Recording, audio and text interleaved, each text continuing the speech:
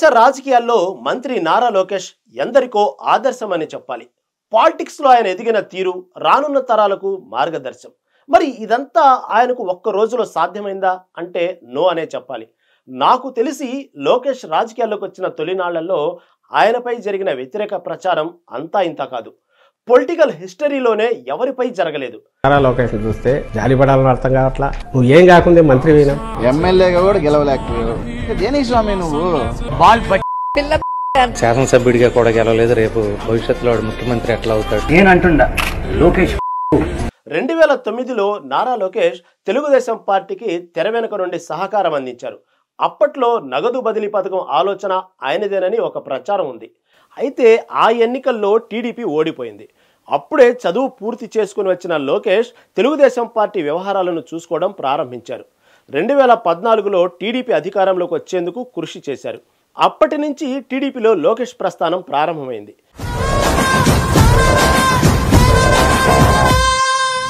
కానీ పార్టీ శ్రేణుల్లో ఎక్కడో ఒక అనుమానం.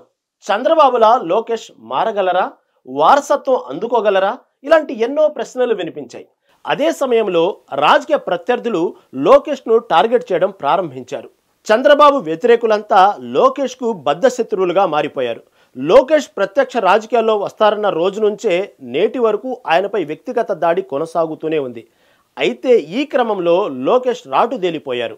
ముళ్లను పూలుగా మార్చుకొని ముందుకు సాగుతున్నారు. ఇప్పుడు ప్రతిదీ లోకేష్కు అనుకూలంగా మారింది. తాజాగా నారా లోకేష్ మరో రికార్డుకు చేరువయ్యారు. తనపై ఉన్న ఐరన్ లెగ్ ముద్రను చెరిపేసుకున్నారు. తాను గోల్డెన్ లెగ్ అని నిరూపించుకున్నారు.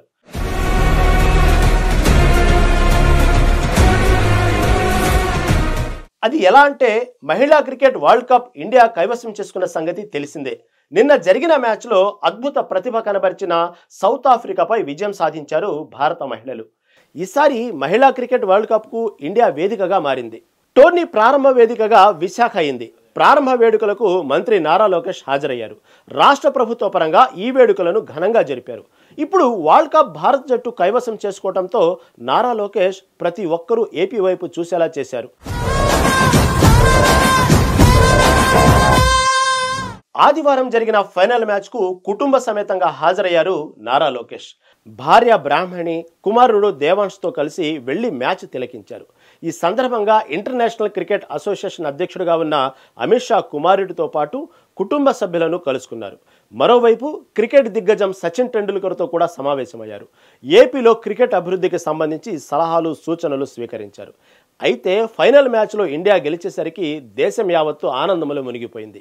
ఈ క్రమంలో నారా లోకేష్ సైతం సోషల్ మీడియాలో హైలైట్ అయ్యారు. మొన్న మధ్యన ఇండియన్ క్రికెట్ జట్టుకు చెందిన ఓ ప్రముఖ క్రికెటర్ ఇండియా గెలవడంలో కీలక పాత్ర పోషించారు. లోకేష్ అన్న ప్రోత్సాహం మరవలేనిదని ట్వీట్ చేశారు. ఇప్పుడు ఏకంగా మహిళా జట్టు ప్రపంచ విజేతగా నిలవడం, ప్రారంభ మ్యాచ్తో పాటు ఫైనల్ మ్యాచ్ లోకేష్ తిలకించడంతో ఆయనపై ఉన్న ఐరన్ లెగ్ ముద్ర చెరిగిపోయింది.